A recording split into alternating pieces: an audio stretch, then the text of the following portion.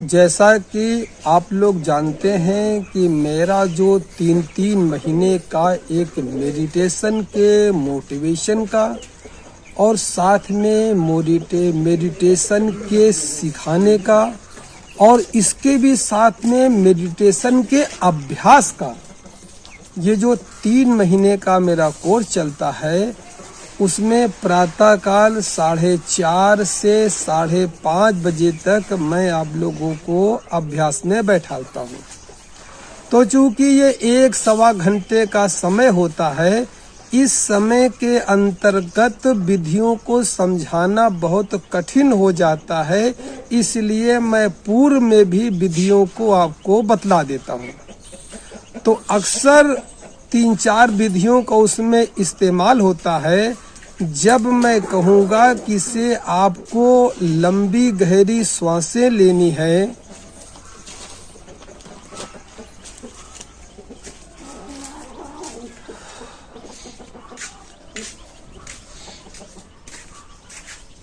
नमस्कार मित्रों, ये जो मेरा 90 दिन का 3 महीने का आध्यात्मिक पाठशाला का ये जो कोर्स चलता है, उस कोर्स के अंतर्गत एक तो धार्मिक और आध्यात्मिक चर्चा की जाती है विस्तार से, प्रारंभ से लेकर के विस्तार से चर्चा प्रारंभ की जाती है। और उसके साथ साथ प्रातः 4:30 बजे से 5:30 बजे तक ध्यान के संबंध में प्रशिक्षण दिया जाता है और प्रशिक्षण के साथ साथ सामने बैठकर अभ्यास भी करवाया जाता है। तो उस अभ्यास के अंदर विभिन्न प्रकार की क्रियाओं की आवश्यकता होती है। जैसे आज बात करूंगा नाड़ी शोधन प्राणायाम, या आप कह सकते हैं अनुलोम विलोम प्राणायाम। ये जो लोग जानते हैं वो तो आराम से कर लेते हैं, जो नहीं जानते दुविधा में रहते हैं कैसे क्या करना है, उनके लिए मैं बता दूं कि जब भी मैं कहूं कि नाड़ी शोधन प्राणायाम या अनुलोम विलोम प्राणायाम, फिलहाल आप दोनों को एक ही समझिएगा मेरे हिसाब से, जैसा मैं करवाना चाहता हूं। आपको 3 अंगुलियों का इस्तेमाल करना है।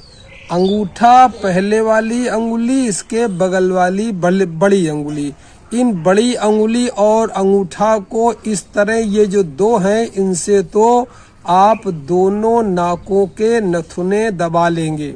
इसके बाद इस पहली अंगुली को आप रखेंगे आज्ञा चक्र पर, मत्थे पर, और इस तरह कर लेंगे। और बड़ी वाली उंगली से नासिका के बाएं भाग को दबाते हुए और अंगूठे से दाएं भाग को दबाते हुए ये दोनों अभ्यास कर लेंगे। अभ्यास करने के बाद जब प्रारंभ करेंगे तो सबसे पहले जो बायां नथुना है, यानी बड़ी वाली उंगली को ऊपर करेंगे, बायां नथुना खुल जाएगा और इससे श्वास पूरी भर लेंगे। श्वास इतनी भर लेंगे कि पूरा का पूरा फेफड़ा फूल जाए। इस बात का ध्यान रखेंगे कि श्वास लेने में पेट न फुलाएं। अक्सर लोग जब श्वास लेते हैं तो पेट पर जोर देते हैं, पेट फूल जाता है। पेट नहीं फुलाना है, बल्कि पूरा का पूरा फेफड़ा और सीना फुलाना है। पूरा फुला लें और जब पूरी फूल जाए तो बड़ी उंगली से बाएं नथुने को आराम से बंद कर लें। अब दोनों नाक के छिद्र बंद रहेंगे, भीतर वायु न तो आएगी न तो जाएगी, इसे कुंभक कहते हैं।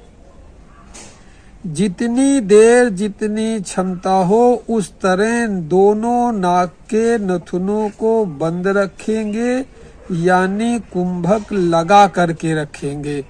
ध्यान जहां पहली उंगली है आज्ञा चक्र पे रखेंगे। क्षमता के अनुसार रोकने का प्रयास करेंगे। जितनी देर रुक जाए उतनी देर रोकेंगे। फिर अंगूठे को हटा के नासिका का दाहिना छिद्र खोलेंगे और श्वास को धीरे धीरे निकालने का प्रयास करेंगे। अब चूंकि श्वास भरी अधिक है इसलिए एकदम से निकलने का प्रयास करेगी। आपको एकदम झटके से नहीं निकालना है, रोक रोक करके धीरे धीरे धीरे धीरे धीरे धीरे धीरे श्वास को निकालना है और पूरी श्वास खाली कर देनी है। पूरा फेफड़ा खाली हो जाना है। जब पूरी श्वास खाली हो जाए तो यहीं से फिर भर लेंगे, फिर रोक लेंगे। अब भरने और निकलने में इतना ध्यान देंगे कि जब श्वास भरी जाएगी तो तेज भरी जाएगी और निकालने में रोक रोक करके हल्के हल्के हल्के हल्के निकालना है। और मतलब ये समझिए आप कि जितनी देर में एक नासिका से श्वास को भरेंगे उसके जस्ट डबल समय में श्वास को निकालने का प्रयास करेंगे। निकलना तो एकदम से चाहेगी मगर आप धीरे धीरे निकालने का प्रयास करेंगे और फिर जिधर से निकली इधर पूरी पूरी भर लेंगे।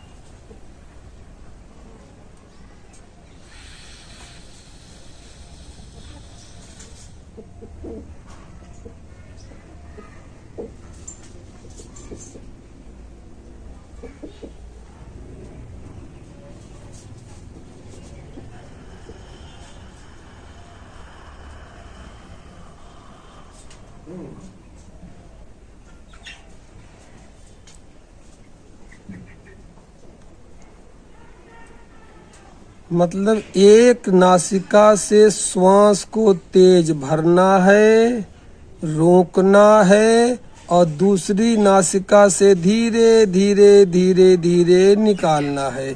जिससे निकलेगी इसी से फिर तेज भरना है, रोकना है और इधर से धीरे धीरे निकालना है।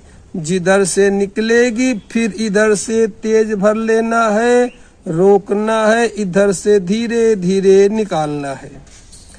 इस पूरी प्रक्रिया में पहले तो शरीर हाथ पैर हिलेगा प्रारंभ की अवस्था में, मगर आगे चल करके इस बात का ध्यान रखिएगा कि शरीर शांत रहे, शरीर ज्यादा हिले डुले नहीं और श्वास केवल मशीन की तरह लेनी और निकालनी नहीं है, बल्कि एक दर्शक की भांति, एक साक्षी की भांति श्वास का अनुभव करते हुए कि कैसे जा रही है, किस नथुने में जा रही है, शीतल है, गर्म है, कैसी है, प्रवेश कर रही है।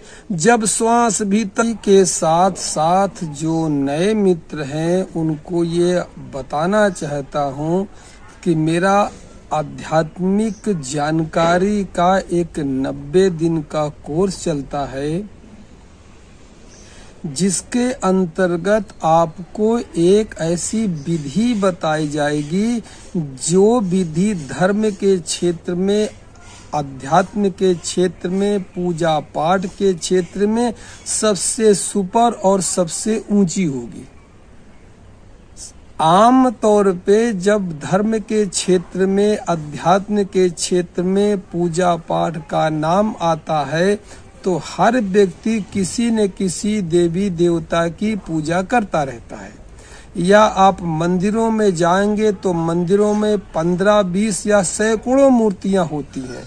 तो वो व्यक्ति जब थोड़ा समय निकाल करके मंदिर दर्शन करने जाता है तो सभी मूर्तियों को के दर्शन करता है, साथ में सभी की पूजा करता है। और अगर घर में कोई चालीसा वगैरह पढ़ता है, मंत्र वगैरह पढ़ता है तो 2-3 भगवानों के मंत्र या चालीसा वगैरह पढ़ता है, जिसमें समय उसका बहुत व्यय होता है मगर लाभ बहुत कम होता है।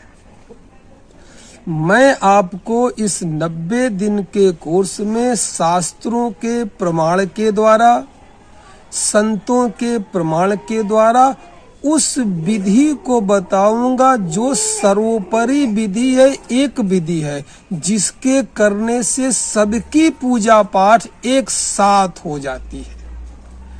सामान्य तौर पे हम कहते हैं कि जब मंदिरों में इतनी मूर्ति है और हर व्यक्ति कहता है परमात्मा एक है, तो जब परमात्मा एक है तो वो कहाँ है, कैसा है, क्यों है, कैसे मिलेगा, उसी को सीधे ढूंढ लो और सीधे उसी की उपासना प्रारंभ कर दो। तुम कहते तो हो कि परमात्मा एक है, सभी में उसका रूप है, इसलिए सैकड़ों मंदिरों में जाते हो और वहां पूजा पाठ में पूरा जीवन अर्पित कर देते हो और कहते हो कि परमात्मा एक है। मैं ये कहना चाहता हूँ जब परमात्मा एक है तो उसकी पूजा की विधि भी तो एक ही होनी चाहिए। उस एक को जान लो,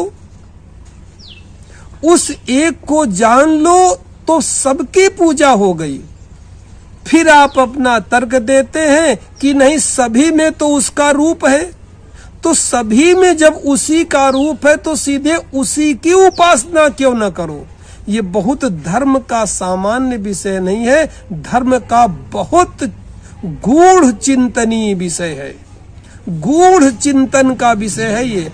इसलिए 90 दिन करके 90 दिन में आपको आश्वस्त कर दूंगा कि शास्त्रों के हिसाब से, संतों के हिसाब से सुप्रीम पूजा कौन है, जिसके करने के बाद सारी पूजा से ऊपर व्यक्ति निकल जाता है।